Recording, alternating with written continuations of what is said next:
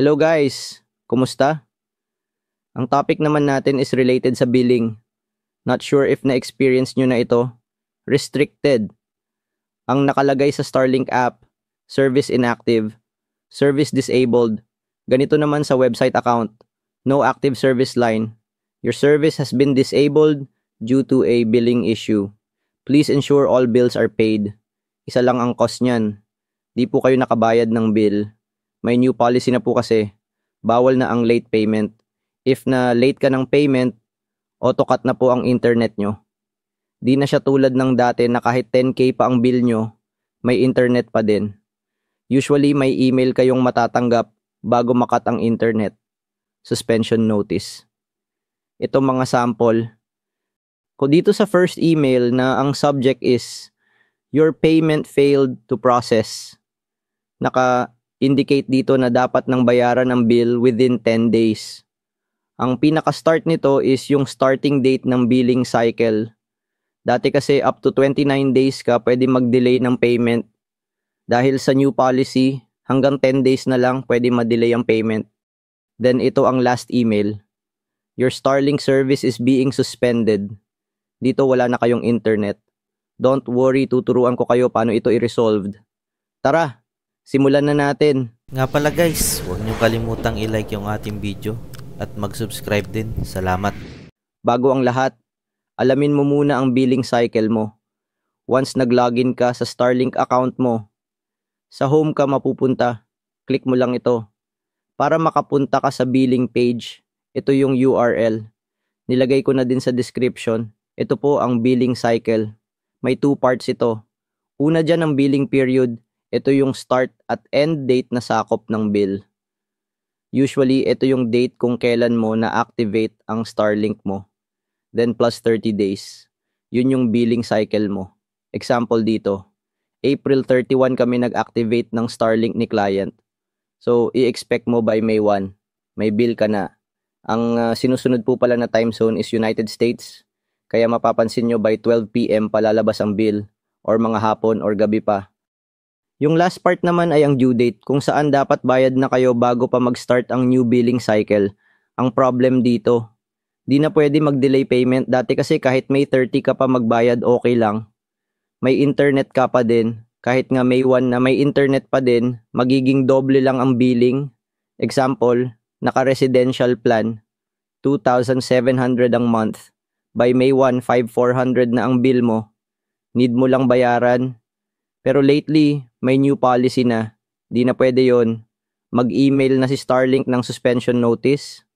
Kung dito sa first email na ang subject is, your payment failed to process. Naka-indicate dito na dapat nang bayaran ang bill within 10 days. Ang pinaka-start nito is yung starting date ng billing cycle. Dati kasi up to 29 days ka pwede mag-delay ng payment. Dahil sa new policy, hanggang 10 days na lang pwede ma-delay ang payment.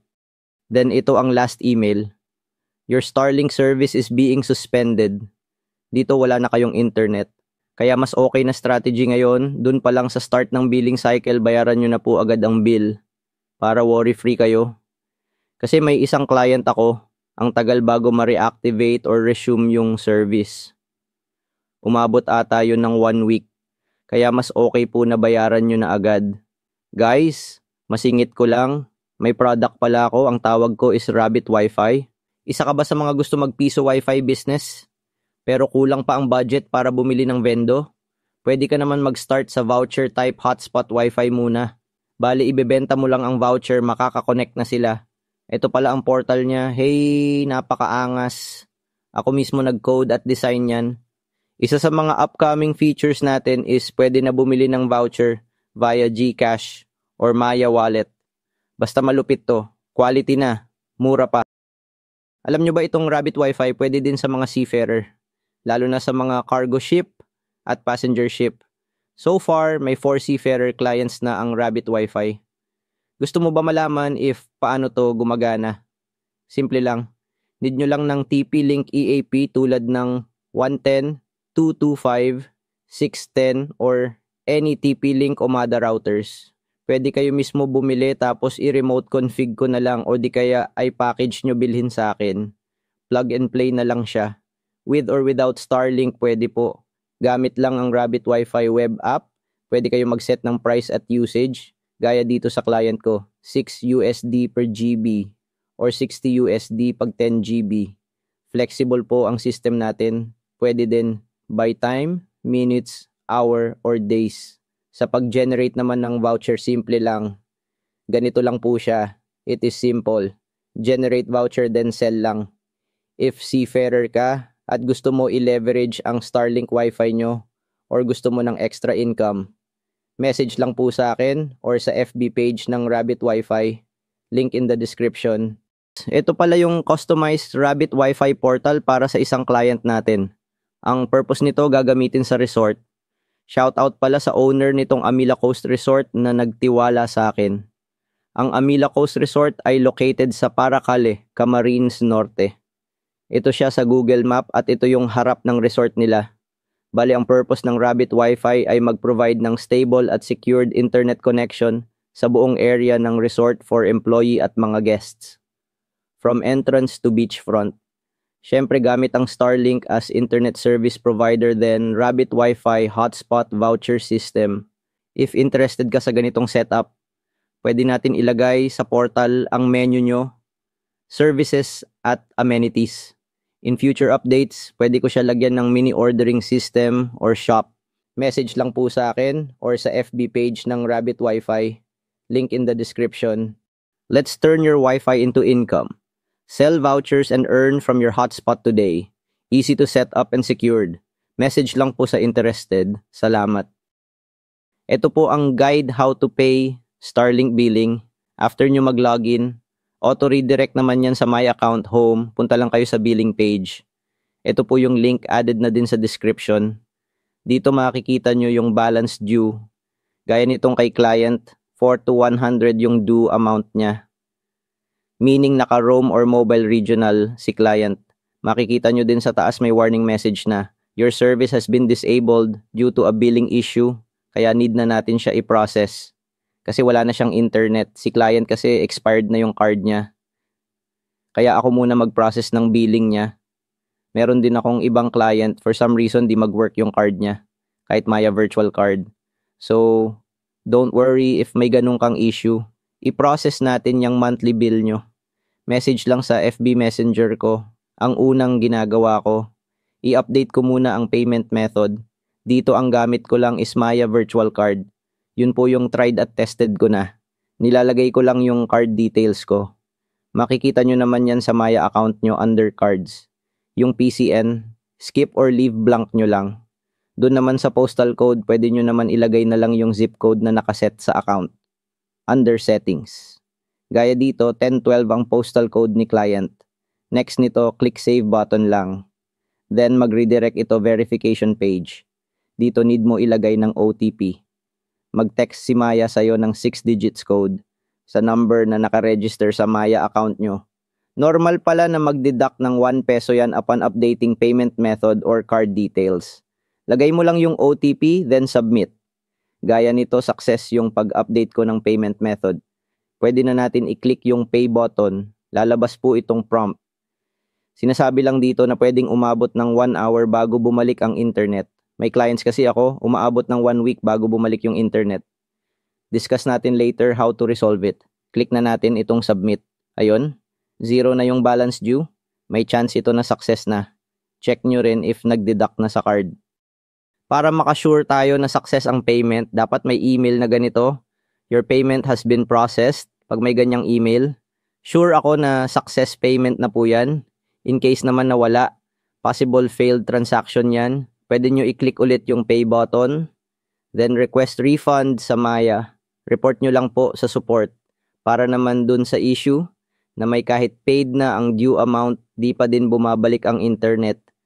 Kahit lampas 1 hour na or lampas 1 day na. Ang last option na lang po dyan is i-contact ang Starlink support. Dito i-guide ko kayo how to report issue sa support. Punta ka lang dito sa message page. Ito po yung link. Added na din sa description. Sa top right, click new ticket button. Dito, lalabas itong Starlink Assistant page or chatbot. type nyo lang yung issue nyo dito. Don't worry. Pwede din po dito ang Tagalog, gaya dito. Nag-type lang ako ng already paid but still no internet. Auto-response lang naman yung reply ni chatbot. So, ang next gagawin natin, click natin yung create a ticket na link sa baba. Ito yung lalabas na form. Sa category, piliin nyo lang ang billing. Sa title, ulitin lang natin yung already paid but still no internet. Then sa decryption, inulit ko lang din. Tapos nag-add lang ako ng please help and advice. After natin masubmit, ganito yung lalabas. Need na lang po natin mag-wait ng reply ng support. If mag-reply agad ang Starlink support in 1 day. Swerte na po yun. Kadalasan kasi 3 days to 1 week or more. Ito sample sa ibang client ko na na-report ko. Bumalik naman po internet nila. If gusto nyo worry-free, message lang sa FB Messenger ko. Ito po yung link. May blue badge din po yan.